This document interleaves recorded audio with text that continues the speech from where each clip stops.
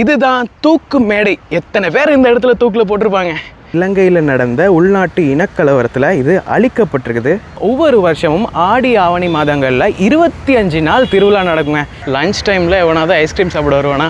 நான் வருவேன். அப்படி தான், நான் கொஞ்சம் கோளாறான ஆள். நாங்கள் உள்ளே போயிட்டு ஏதாவது நல்ல ஒரு ஐஸ்கிரீமாக ஆர்டர் பண்ணலாம். ஒரு பக்கமாக சாக்லேட், இன்னொரு பக்கமாக ஃபலூதான்னு நினைக்கிறேன். அப்படியே சுவரில் மரமெல்லாம் வளர்ந்து கிடக்குதுங்க. அந்தளவு பழமையான கட்டிடமா அது. யாழ்ப்பாணத்துக்கு வந்துட்டு ஒரு நாள் இந்த யாழ்ப்பாணம் ஃபுல்லாக சுற்றி பார்க்குறீங்க அப்படின்னா அதுக்காக தான் இந்த வீடியோ. வணக்கம் நண்பர்களே, மீண்டும் இன்னொரு காணொலியில் சந்திக்கிறதுல மிக்க மிக்க மகிழ்ச்சி. இப்போ நம்ம இலங்கையில் வடமாநிலத்தில் யாழ்ப்பாணத்திலே தான் இருக்கிறோம். இதுக்கு முன்னாடி ஒரு காணொலியில் யாழ்ப்பாணம் நகரத்தை நம்ம முழுமையாக சுற்றி பார்த்துருப்போம். நகரத்துக்குள்ளே இருக்கிற வீதிகள், கடைகள் எல்லாத்தையும் தனித்தனியாக பார்த்தோம் இல்லையா? இன்றைக்கி இந்த காணொலியில் யாழ்ப்பாண நகரத்தை சூழவுள்ள மிக முக்கியமான இடங்கள், நல்லூர் கந்தசுவாமி கோவில், அதுக்கப்புறமா யாழ்ப்பாணத்தோட அறிவு பெட்டகம், அறிவு கோட்டை அப்படின்னு சொல்லப்படுற யாழ்ப்பாண பொது நூலகம், இந்த மாதிரியான சில விஷயங்களை தான் இந்த காணொலியில் பார்க்க போகிறோம். வாங்க காணொலிக்குள்ளே போகலாம். இப்போ முதலாவதாக நம்ம யாழ்ப்பாண பொது நூலகம், யாழ்ப்பாணத்தோட அறிவு கோட்டை அப்படின்னு சொல்லப்படுற இந்த பப்ளிக் லைப்ரரியை பார்க்குறதுக்காக தாங்க வந்திருக்கிறோம். இது 1933ஆம் ஆண்டு தான் கட்டப்பட்டிருக்குது. 1981ஆம் ஆண்டு இலங்கையில் நடந்த உள்நாட்டு இனக்கலவரத்தில் இது அழிக்கப்பட்டிருக்குது, எரிக்கப்பட்டுச்சு அப்படின்னு கூட சொல்லுவாங்க. இங்கே கிட்டத்தட்ட 97,000 நூல்கள் இருந்திருக்குதாங்க. நூல்கள் மட்டும் இல்லை, பழைய ஓலைச்சுவடிகள், இந்த மாதிரி பொக்கிசமான விஷயங்கள்லாம் இருந்திருக்குது. எல்லாமே அந்த ஒரு இனக்கலவரத்தில் எரிக்கப்பட்டிருக்குது. ஒரே இரவில் முழு நூலகத்தையும் எரிச்சிருக்கிறாங்க. அதுக்கப்புறமா இது மீண்டு வந்தாலுமே கூட தமிழரோட வரலாற்றில் இது ஒரு ஆறாத வடு அப்படின்னு சொல்லுவாங்க. இது உள்ளே போயிட்டு நம்மளை வீடியோ எடுக்க அலோவ் பண்ண மாட்டாங்க. இப்போது நீங்கள் பார்த்துட்ருக்கிற இந்த ஒரு வெள்ளை மாளிகை தான் ஒரு காலத்தில் ஆசியாவிலே மிகப்பெரிய நூலகமாக இருந்திருக்குது. யாழ்ப்பாணம் பொது நூலகத்திலேருந்து ஒரு 2 நிமிஷமாக நடந்து வந்துட்டிங்கன்னா இந்த இடத்துல ஒரு பெரிய பில்டிங் இருக்குதா, ஒரு கிளாக் டவர் இருக்குது. ஜாஃப்னா கிளாக் டவர் அப்படின்னு தான் மேப்பில் போட்டிருக்கிறாங்க. அந்த கிளாக் டவரை சுற்றி 3 மன்னர்களுடைய சிலை வச்சுருக்கிறாங்க. யாழ்ப்பாண ராஜ்யத்தை ஆட்சி செய்த மன்னர்களோட சிலை அப்படின்னு தான் நினைக்கிறேன். வாங்க போய் பக்கத்தில் பார்க்கலாம். இந்த இடத்துல எல்லாளன் சிலை, எல்லாளன் மன்னனுடைய சிலை வச்சுருக்கிறாங்க. ஒரு நேர்மையான தமிழ் மன்னன் அப்படின்னு சொல்லுவாங்க. இது யாரோட சிலை? பண்டார வன்னியன் சிலை. ஒரு பழைய கடிகார கோபுரம் அப்படின்னு சொல்லலாம். ஆனால் அது ஓடலை, அப்படியே நின்றுச்சு. ஆனாலும் இந்த பழைய பில்டிங்கை அழகாக சுற்றி வேலியெல்லாம் போட்டு பாதுகாத்து வச்சுருக்கிறாங்க. அது வரைக்கும் சந்தோஷம். யாழ்ப்பாண ராஜ்யத்தோட மன்னர்களை இங்கே ஞாபகப்படுத்திருக்கிறது சூப்பரான விஷயம்ல. யாழ்ப்பாணம் சுற்றி பார்க்க வந்தீங்கன்னா நீங்கள் ஒரு நாளில் சுற்றி பார்க்குறதுக்கு இந்த மாதிரி பக்கத்துலேயே நிறைய இடங்கள் இருக்குதுங்க. முதலாவதாக ஜாஃப்னா லைப்ரரி பார்த்துருங்க. அதான் நம்ம தமிழர்களோட ஒரு அடையாளம்னு சொல்லலாம், ஒரு அறிவு பெட்டகம்னு சொன்னேன் இல்லையா? அதை பார்த்துட்டு அங்கேருந்து கொஞ்சம் தூரமாக வந்துட்டிங்கன்னா இந்த ஒரு இடத்துக்கு வந்துடலாம். இது யாரோட சிலைன்னு பார்த்துருவோமா? பரராசசேகரன். இவர் கூட யாழ்ப்பாண ராஜ்யத்தை ஆட்சி செய்த ஒரு மன்னர் தாங்க. அவரோட சிலையும் இந்த இடத்துல இருக்குது. மக்களே, அடுத்ததாக நம்ம ஒரு கோவிலை பார்க்குறதுக்காக தாங்க வந்திருக்கிறோம். கோவில்னு சொல்கிறதா இல்லைனா ஃபீனிக்ஸ் பறவைன்னு சொல்கிறதான்னு தெரியலை. ஏன்னா ஒரே கோயிலை உடச்சி 4 தரம் கொட்டியிருக்கிறாங்க. அது என்ன கோயில்னு கண்டுபிடிக்க பார்க்கலாம். ஏதோ நமக்கு பின்னாடி தான் இருக்குது.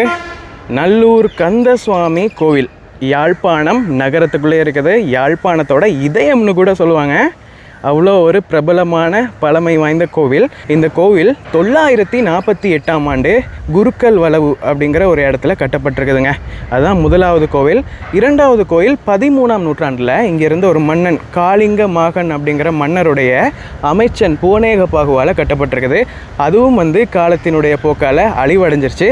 அடுத்தது 3வது கோவில் 15ஆம் நூற்றாண்டு. 15ஆம் நூற்றாண்டுனா 1620 காலகட்டங்களில், கரெக்டாக 1624ஆம் ஆண்டு இந்த கோவில் கோட்டை ராஜ்யத்தினுடைய மன்னனாக இருந்த சப்புமல் குமாரையா, தமிழில் சொல்கிறதுனா செண்பக பெருமாள் அப்படின்னு சொல்லுவாங்க, அவர் யாழ்ப்பாணத்தை கைப்பற்றியிருக்கிறாரு.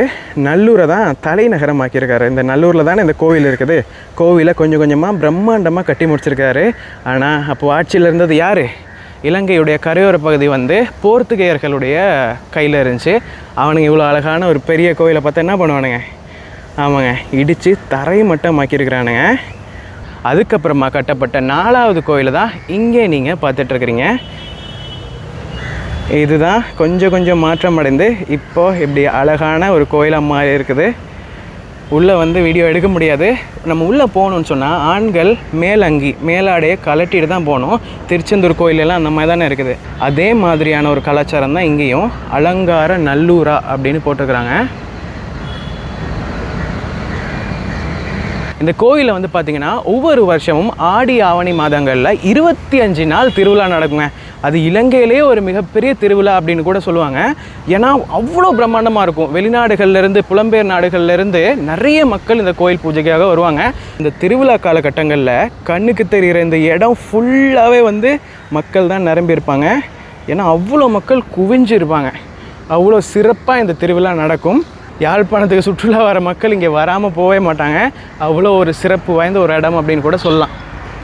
ஓகேங்க, அப்படியே வந்து நம்ம அடுத்த இடத்த நோக்கி நகர ஆரம்பிக்கலாம். இதுக்குள்ளே தேர் இருக்குமோ அப்படி தான் நினைக்கிறேன். கோவிலுக்கு முன்னாடி லவின்ஸ் அப்படின்னு சொல்லிட்டு ஒரு பிரபலமான உணவகம் கூட இருக்குது.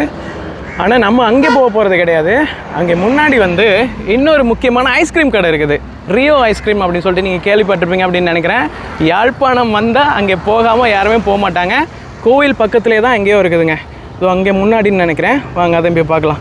கோவிலோட ஒரு பெரிய கோபுரம் இந்த பக்கமாக இருக்குது. இது என்ன கோபுரம், எந்த திசையில் இருக்குது அப்படின்ட்டு எனக்கு சரியாக தெரியல. தெரிஞ்சவங்க கமெண்ட் பண்ணுங்கள். அங்கே நேராக தான் அந்த ரியோ ஐஸ்கிரீம் கடை இருக்குது. இப்போ நான் கோவிலுக்கு பின்புறமாக வந்துட்டேன் அப்படின்னு நினைக்கிறேன். இந்த இடத்துல பாருங்கள், நல்லை திருஞான சம்பந்தர் ஆதீன குருமூர்த்த ஆலயம் அப்படின்னு சொல்லிட்டு ஒரு பழைய கோயில் இருக்குது. நல்லை அப்படின்னா நல்லூர்னு நினைக்கிறேன். கரெக்டாக லிங்கன் ஐஸ்கிரீம் அப்படின்னு கூட இந்த இடத்துல ஒரு கடை இருக்குது. ஆனால் எனக்கு இன்றைக்கி அது வேணாம். எனக்கு ரியோ ஐஸ்கிரீம் தான் இன்றைக்கி வேணும். நல்லூருக்கு வந்தால் ரியோ ட்ரை பண்ணாமல் போகக்கூடாது அப்படிம்பாங்க. அதனால் நம்ம இதை இன்னொரு நாளைக்கு ட்ரை பண்ணலாம். வந்துட்டோங்க. பார்க்கிங்க்கும் சூப்பராக நிறைய ஸ்பேஸ் இருக்குது. நம்ம உள்ளே போய்ட்டு ஏதாவது ஒரு ஐஸ்கிரீம் வாங்கி சாப்பிட்லாம். இப்போ டைம் வந்து பார்த்திங்கன்னா 3:25 ஆகுதுங்க. லன்ச் டைமில் எவனாவது ஐஸ்கிரீம் சாப்பிட வருவானா? நான் வருவேன். அப்படி தான், நான் கொஞ்சம் கோளாறான ஆள். இன்னும் சாப்பிடல, லஞ்சு கூட சாப்பிடல, ஐஸ்கிரீம் சாப்பிட வந்திருக்கேன் பாருங்கள். ஓ, நிறைய கூட்டம் இருக்குது உள்ளே. அவ்வளோ ஃபேமஸான கிடையாது. நல்லூர் கோவிலில் கூட இவ்வளோ இல்லைங்க. ஐஸ்கிரீம் சாப்பிட்றது இவ்வளோ பேர் இருக்காங்க. நாங்கள் உள்ளே போய்ட்டு ஏதாவது நல்ல ஒரு ஐஸ்கிரீமாக ஆர்டர் பண்ணலாம்.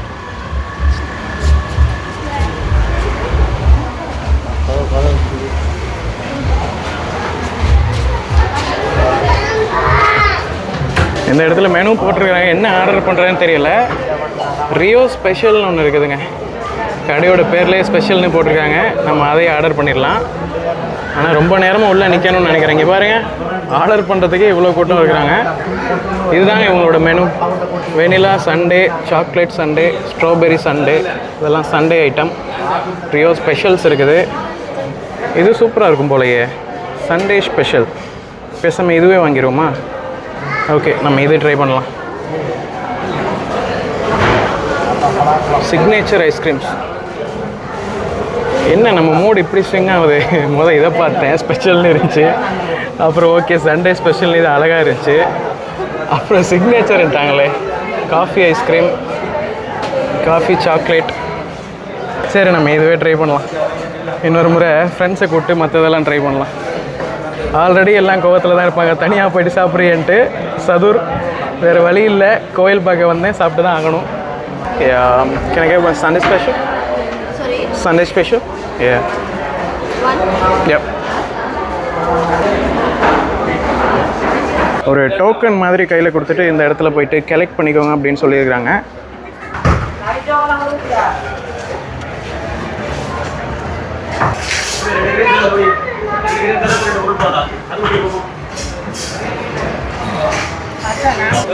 ஓகேங்க, ஒரு வழியாக லைனில் நின்று வாங்கிட்டு வந்துட்டேன். அவங்களோட மெனுவில் வித்தியாசமான ஃபோட்டோவாக இருந்துச்சு. பட் இதில் பார்க்க வித்தியாசமாக இருக்குது. கொஞ்சம் சைஸில் சின்னதாக இருக்கா? ஆமாம், பரவாயில்ல. டேஸ்ட் நல்லா இருந்தால் ஓகே தான். நான் சாப்பிட்டு பார்க்குறேன் எப்படி இருக்குன்னு. இதுதான் ரியோ ஐஸ்கிரீமோட சண்டே ஸ்பெஷல். ப்ரைஸ் வந்து 700 rupees. ஒரு பக்கமாக சாக்லேட், இன்னொரு பக்கமாக ஃபலூதான்னு நினைக்கிறேன். வெண்ணிலாவுக்கு மேலே ஃபலூதா சிரப் மாதிரி ஊற்றிருக்காங்க. மக்களே, அடுத்ததாக யாழ்ப்பாணத்தில் இருக்கிற இன்னொரு முக்கியமான விஷயம், யாழ்ப்பாணம் கோட்டையை பார்க்குறதுக்காக வந்திருக்கிறோம். யாழ்ப்பாணம் நகரத்துக்கு பக்கத்துலேயே தான் இருக்குது. இதை போர்த்துகேயர்கள் தான் கட்டியிருக்காங்க. அதுக்கப்புறமா கைமாறி பிரிட்டிஷ் வரைக்கும் போயிருக்குது. ஒல்லாந்தர் தான் இதில் மிகப்பெரிய ஒரு வேலையை பார்த்துருக்காங்க. வாங்க உள்ள போய் பார்க்கலாம். இந்த முருங்கைப்பாறைகள், பவளப்பாறைகள், மணல் இது ரெண்டையும் வச்சு தாங்க இந்த கோட்டை ஃபுல்லாகவே கட்டியிருக்காங்க. இதோ தெரியுதா, நம்ம நெடுந்தீவில் கூட பார்த்துருப்போம். அவங்க வேலி அமைச்சிருந்தாங்க, இவங்க கோட்டையே கட்டியிருக்காங்க. உள்ளே வந்துட்டோம். இந்த கோட்டை 1619ஆம் ஆண்டு போர்த்துகேயர்களால் தான் அங்கே கட்டப்பட்டிருக்குது. அதுக்கப்புறமா 1658ஆம் ஆண்டுக்கு அப்புறமா யாழ்ப்பாணம் ஒல்லாந்தர்களுடைய கைக்கு போகுது. அவங்க இந்த கோட்டையை கொஞ்சம் அப்படியே உருமாற்றுறாங்க. போர்த்துகீஸ் வந்து இது ஒரு பாக்ஸ் மாதிரி ஒரு நாட்சதுர வடிவத்தில் தான் கட்டியிருக்கிறாங்க.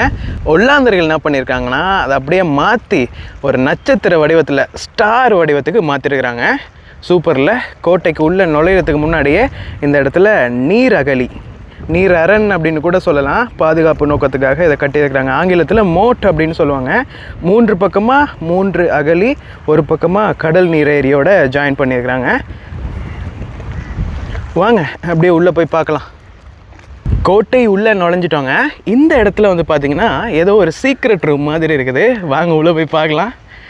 கோட்டை முழுவதுமாகவே இந்த பவளப்பாறைகள், கோரல் ரீவ்ஸில் தான் அங்கே அமைச்சிருக்கிறாங்க. இந்த மாதிரியான அறைகளில் தான் கோட்டைக்குள்ளே ஆயுதங்களை சேமித்து வச்சுருப்பாங்க. இதோ பாருங்க,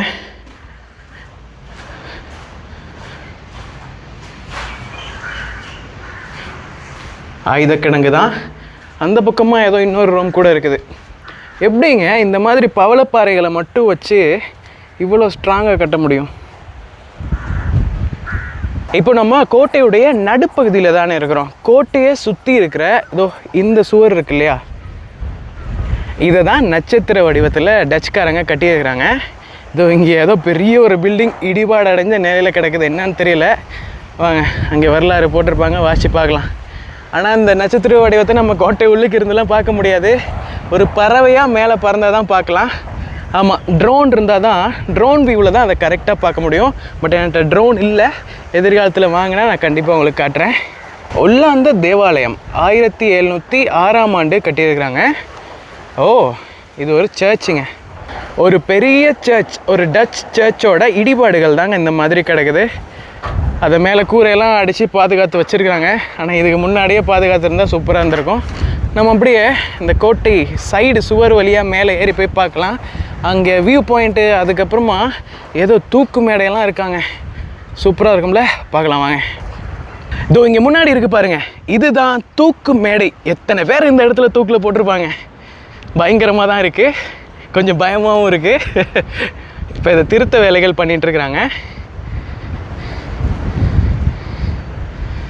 அந்த பக்கமாக கூட ஒரு நீர் அகழி இருக்குதுங்க. இதுதான் யாழ்ப்பாண நகரம். இப்படியே இந்த பக்கமாக யாழ்ப்பாணம் பொது நூலகம், நம்ம முன்னாடியே பார்த்தா அந்த லைப்ரரி இருக்குது. இந்த பக்கமாக பெரிய ஒரு பில்டிங் கட்டிகிட்டு இருக்கிறாங்க. மாநகர சபையா அப்படி ஏதோ ஒரு பில்டிங் தான். இதோ இங்கே தெரியுதா இந்த பில்டிங், இது வந்து ஸ்டேடியம், துரையப்பா ஸ்டேடியம் அப்படின்னு நினைக்கிறேன். இதோ இந்த பக்கமாக ஒரு நீர் அகழி இருக்குதா. இது மாதிரி 3 பக்கம் 3 அகழி இருக்குதாங்க. ஒரு பக்கம் கடல் நீர் ஏரியோட ஜாயின் பண்ணியிருக்கிறாங்க. ஏன்னா கடல் வழியால் தானே அந்த காலத்தில் போக்குவரத்து இருந்திருக்கும். அப்போ கோட்டைக்குள்ளே வாரத்துக்காக ஒரு பக்கமாக அப்படி ஜாயின் பண்ணியிருக்காங்க. நம்ம இதுக்கு முன்னாடி ஒரு கோவில் பார்த்தோம்ல, நல்லூர் கந்தசுவாமி கோவில் அப்படின்னு சொல்லிட்டு ஒரு முருகன் கோவில். அந்த கோவிலை உடைச்சி அங்கே கிடைச்ச அந்த செங்கல்களை கொண்டாந்து இந்த கோட்டையில் பயன்படுத்தியிருக்கானுங்க. கோட்டையோட இந்த சுவர்கள்லாம் இருக்கு இல்லையா, இதை கட்டுறதுக்கு அந்த கோவில் செங்கலை பயன்படுத்தியிருக்கானுங்க. என்னெல்லாம் பண்ணியிருக்கானுங்க பாருங்களேன். இப்போ அப்படியே வந்து ஒரு பக்கம் அந்த பண்ணை கடற்கரை, இதுதான் கடல் நீர் ஏரின்னு நினைக்கிறேன். இந்த பக்கமாக ஜாயின் ஆகுது கோட்டை. அப்படியே பார்த்தீங்கன்னா பண்ணை பார்க் இருக்கும் அந்த பக்கமாக. கோட்டைக்குள்ளே அங்கங்கே சின்ன சின்னதாக இந்த மாதிரி துவாரங்கள் மாதிரி, சின்ன குழிகள் மாதிரிலாம் இருக்குது. உள்ளுக்குள்ளே பொந்து மாதிரியெல்லாம் இருக்குங்க. அதெல்லாம் என்னன்னு தெரியல, சீக்ரெட்டான வழியா, கீழே வந்து ஏதாவது ரகசிய அறைகள் எதுவும் இருக்கா என்னன்னு தெரியல. இருக்க வாய்ப்பு இருக்குல்ல, அண்டர் கிரவுண்டில் அவங்க பாதுகாப்புக்காக நிறைய விஷயங்கள் பண்ணி வச்சுருந்துருக்கலாம். ஏன்னா நம்ம பார்க்குறதே இந்த மேல் தளம் மட்டும்தான். இதுக்கு கீழே ஒரு 10 அடிக்கு எதுவுமே தெரியாத மாதிரி நிரம்பி தான் இருக்குது. கண்டிப்பாக உள்ளே ஏதாவது இருக்கலாம். இதோ பாருங்க, சூப்பராக காற்று வீசிகிட்டு இருக்குது. இந்த பக்கமாக பண்ணை பார்க், எங்கே வந்திருக்கோம் பாருங்கள்.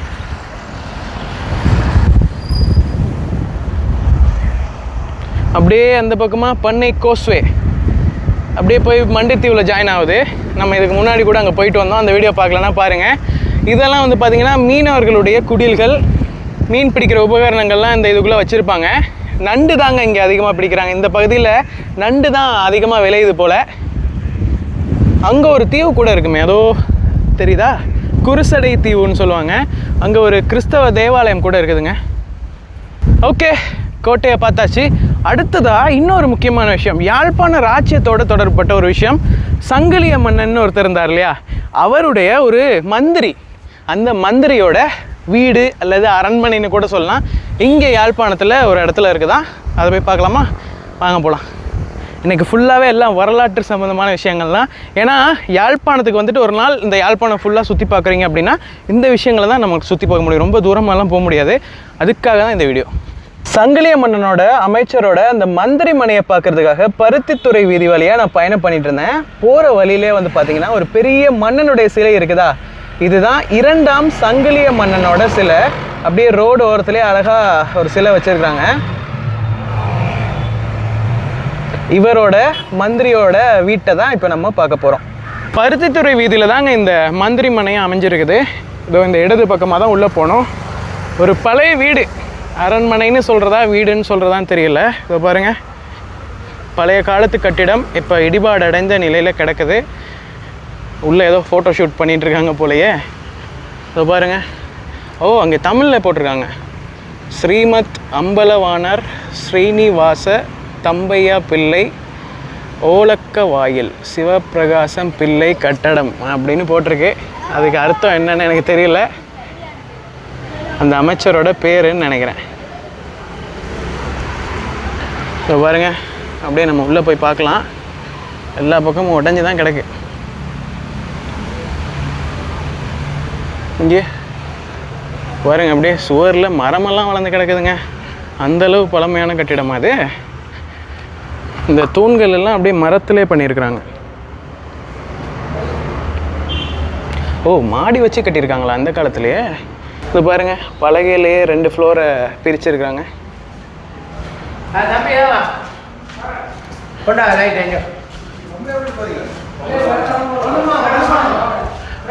உள்ள வந்து இந்த மாதிரி அறைகள் இருக்குதுங்க.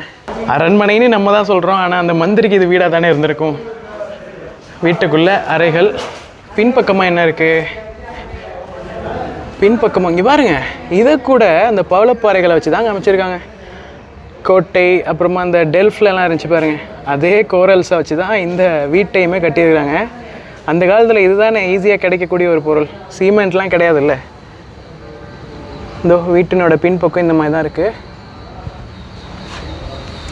இதுதான் இந்த அரண்மனையோட முகப்பு வாசல். இப்போ இந்த நிலையில தான் இருக்குது. இதில் கூட நம்ம பசங்க வேலையை காட்டிருக்கானுங்க. எங்கெங்கே வந்து கல்வெட்டு வச்சுருக்கானுங்க பாருங்கள். இது தனி ஒரு கல்லுன்னு நினைக்கிறேங்க. வாவ், சூப்பராக செதுக்கியிருக்கிறாங்க. இங்கே பாருங்கள், ஒரே கல் தான் இது. அப்படியே அழகான உருளை வடிவத்தில் ஒரு தூண் மாதிரி செதுக்கியிருக்காங்க. ஓகேங்க, இந்த வீடியோவை நம்ம இதோட முடிச்சுக்கலாம். ஒரு நாள் நீங்கள் ஜாஃப்னாவுக்கு வந்தீங்கன்னா டவுனுக்கு பக்கத்தில் என்னென்ன விஷயங்கள்லாம் இருக்குது, அதை எப்படி சுற்றி பார்க்கலாம் அப்படிங்கிறதுக்காக தான் இந்த ஒரு வீடியோ. இந்த வீடியோ பிடிச்சிருந்தால் மறக்காமல் ஒரு லைக் பண்ணிவிட்டு உங்கள் ஃப்ரெண்ட்ஸ் எல்லாத்துக்குமே ஷேர் பண்ணுங்கள். அடுத்த வீடியோவில் சீக்கிரமாக சந்திக்கலாம். பாய்.